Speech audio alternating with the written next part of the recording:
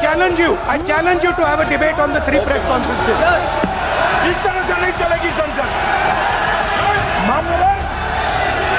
मान्यवर उनको धैर्य रखना चाहिए। ये घबराया हुआ रिस्पॉन्स है, ये डरा हुआ रिस्पॉन्स है। अपने भाषण का क्रम वो तय नहीं कर सकते, मैं करूंगा क्योंकि मैं बोल रहा हूं। आप जब बोलते हैं तो इधर भी सुनते हैं, पूरे सुनने की क्षमता रखो।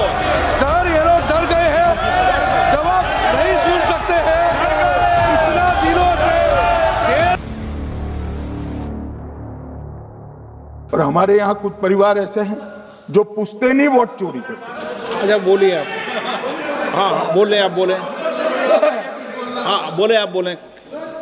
स्पीकर सर, मेरा कल एक सवाल था जो हिंदुस्तान के इतिहास में पहली बार डिसीजन लिया गया कि इलेक्शन कमिश्नर्स को फुल फुल इम्यूनिटी दी जाएगी। ठीक है, ये है ना, इसका जवाब इसका पीठ में खत्म नहीं किया सर। इसके पीछे जो थिंकिंग थी वो हमें सबसे पहले बताएं। ठीक है। दूसरी बात, नहीं हरियाणा की जहां इन्होंने बात की, इन्होंने एक उदाहरण लिया, वहां पर अनेक उदाहरण हैं। वो भी आपने दिया था ना, 19 वो भी आपने दिया था, इसलिए दिया वो भी। 19 लाख वहां पे फेक लोग, वो उदाहरण आपने दिया था, इसलिए उसका जवाब दिया। और ये भी हमें बता दीजिए, actually let us have a debate on my press conference. Let us go. Let us have very good idea. Let us have a debate on my press conference. Amit Shah ji, I challenge you to have a debate on the 3 press conferences. Please. ठीक है, बैठ जाए। मान्य आपने बात की थी, please. Uttar Pradesh में और हरियाणा में दोनों चुनाव में वोट कैसे दे रहे हैं? प्लीज ये भी जवाब दे दीजिए। माननीय गृह मंत्री जी। मान्यवर, पहली बात मैं स्पष्ट करना चाहता हूं, मैं 30 साल से विधानसभा और संसद में जनप्रतिनिधि के रूप में चुनकर आता हूं। मुझे लंबा अनुभव है संसदीय प्रणाली का।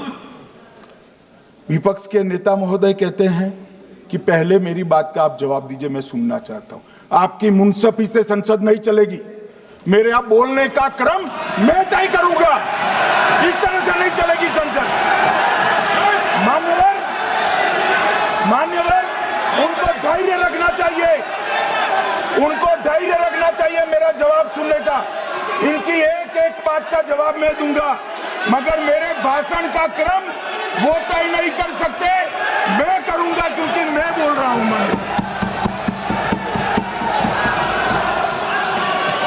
आपने जो बात उठाई है, मुझे कब बोलना है मैं तय करूंगा, यही बोला ना।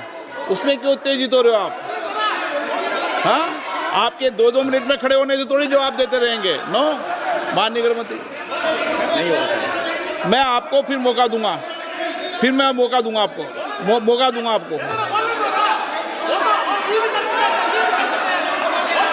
हाँ बोलिए। सर, ये बोलिए। आपने अगर अमित शाह जी का रिस्पॉन्स देखा तो ये कंप्लीटली डिफेंसिव रिस्पॉन्स है। ये घबराया हुआ रिस्पॉन्स है, ये डरा हुआ रिस्पॉन्स है। अब सुनिए पूरी बात, प्लीज मानिए। नो, सच्चा रिस्पॉन्स नहीं है। माननीय गृह मंत्री जी। मान्यवर, आपके चेहरे पर बैठो। मान्यवर, आपके चेहरे पर चिंता की लकीरें मैं देख रहा हूं कि मैं क्या बोलूंगा। मैं उनके उकसावे में नहीं आऊंगा, मैं मेरे विषय पर बोलूंगा। मान्यवर, मैंने इतना ही कहा कि मेरे भाषण का क्रम मैं तय करूंगा। मेरे भाषण का पहले क्या बोलना, बाद में क्या बोलना, मैं तय करूंगा। और मैं मानता हूं कि हर एक वक्ता का ये अधिकार है, उनका भी है, मेरा भी है।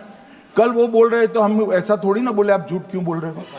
हम नहीं बोल सकते साहब। वो माननीय विपक्ष के नेता है, वो बोल सकते अपना भाषण। मान्यवर, और मैंने तो ये भी कहा मेरा पूरा भाषण छूट कर कुछ बच जाता है तो आप पूछिएगा, मैं जवाब दूंगा, मगर अब धैर्य भी चाहिए और सुनना भी चाहिए, दोनों चीजें करनी पड़ती है। मान्यवर, वोट चोरी का कोहराम बचा है। मैं वोट चोरी किसको कहते हैं वो बताना चाहता हूं। वोट चोरी के 3 आयाम हैं। एक तो मतदाता नहीं है, मतलब योग्यता नहीं है, और आप वोटर बन जाते हो तो वोट चोरी माना जाएगा। दूसरा, आप गलत प्रकार से चुनाव जीतते हो तो वोट चोरी माना जाएगा। और तीसरा, जनादेश को डिफाई करते हो, मतलब वोट के विपरीत आप कोई पद प्राप्त कर लेते हो तो भी एक प्रकार से वोट चोरी होता है। अरे सुनो ना, क्यों जल्दबाजी करते हो मानिकम, क्यों? अब मैं 3 वोट चोरी की घटनाएं बताना चाहता हूं। सबसे पहली घटना हुई आजादी के बाद देश का प्रधानमंत्री तय करना था। तय कौन करना था? तो उस वक्त के जितने प्रांत थे इसके कांग्रेस के अध्यक्षों ने, उनके एक वोट से तय होना था। अब 28 वोट श्री सरदार पटेल को मिले और 2 वोट जवाहरलाल नेहरू जी को मिले।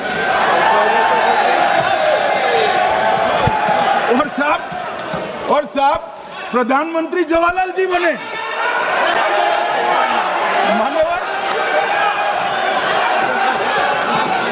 मान्यवर,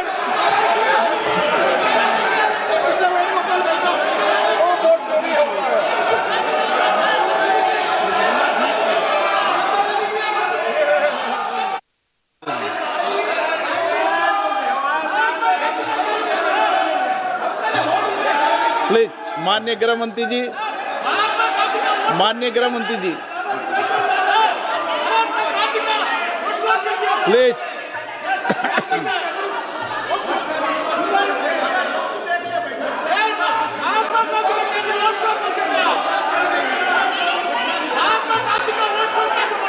बैठो, बैठिए माने, प्लीज।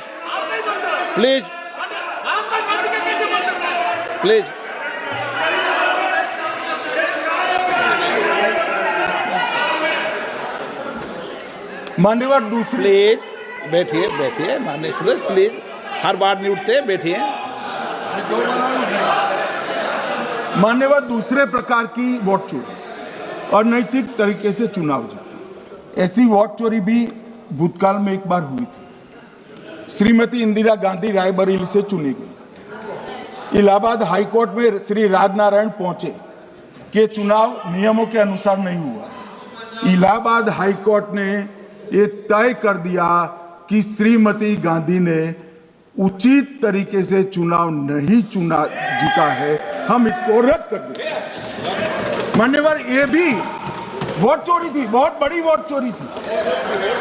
और उसके बाद में क्या हुआ? उसके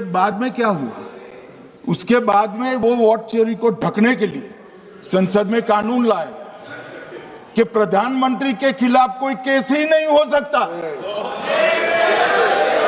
मैं विपक्ष के नेता को कहना चाहता हूं, इम्यूनिटी की बात आप चुनाव आयोग की पूछ रहे हैं, इसका तो मैं जवाब दूंगा, इम्यूनिटी का। मगर ये इम्यूनिटी जो श्रीमती गांधी ने दी थी, इसके लिए आपका क्या कहना है? और उन्होंने तो स्वयं के लिए ले ली। उनका आरोप है। प्लीज, ऐसे नहीं चलता मान्यवर। आप जब बोले, जब 5-5 मिनट में उठेंगे क्या? ये मान्यवर, उनका आरोप है। आप भी बोले।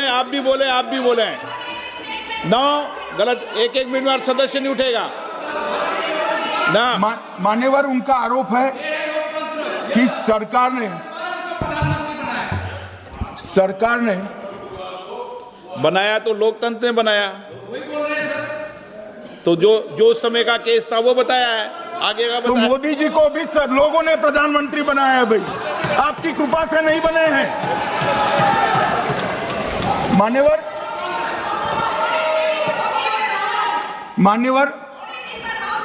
9 प्लीज से मान्य तरीका ठीक नहीं है आपका, 2-2 मिनट में उठना। मान्यवर, विपक्ष के नेता ने कहा कि आपने चुनाव आयुक्तों को इम्यूनिटी दी।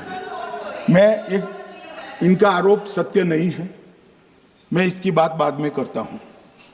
परंतु हमने तो चलो मानो चुनाव आयोग को इम्यूनिटी दी, श्रीमती गांधी ने तो अपने आप को इम्यूनिटी दी थी। और फिर जब ये संवैधानिक सुधार के वायरस चैलेंज हुए तो वो केस जीतने के लिए 2, 3 और 4 नंबर के सर्वोच्च न्यायालय के जज को बाईपास कर चौथे नंबर के जज को चीफ जस्टिस बनाया और वहां केस भी जीत लिया।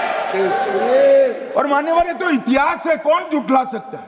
इनको कोई पढ़ाता नहीं है इतिहास, ये तो इतिहास है, सर्वोच्च अदालत और संसद के रिकॉर्ड में रखा हुआ इतिहास है। इसके खिलाफ लल्लन सिंह जैसे कितने लोग पूरा जीवन लड़े बिहार में इमरजेंसी के खिलाफ, जेल में गए, लाखों लोग गए।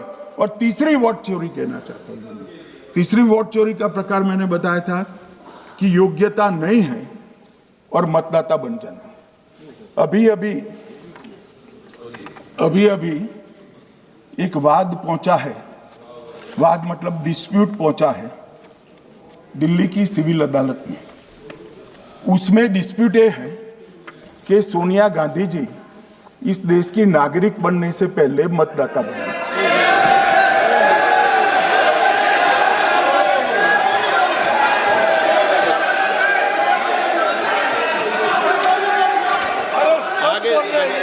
आगे सुनो, बोल क्या रहे, पूरी बात तो सुनो।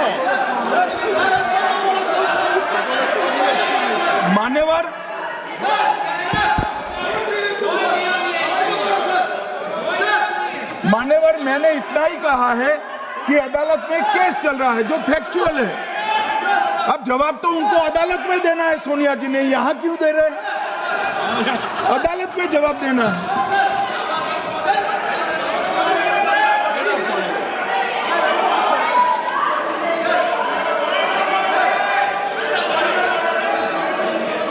बीच के भाषण में पॉइंट ऑफ ऑर्डर नहीं होता। नहीं है सर, मुझे याद है जो माननीय सदस्य नहीं है, ये 352 ये रहा, 352 टेबल पे रहता है, मुझे वहां याद है 352। आप जब बोलते हैं तो इधर भी सुनते हैं, पूरे सुनने की क्षमता रखो। सर ये लोग डर गए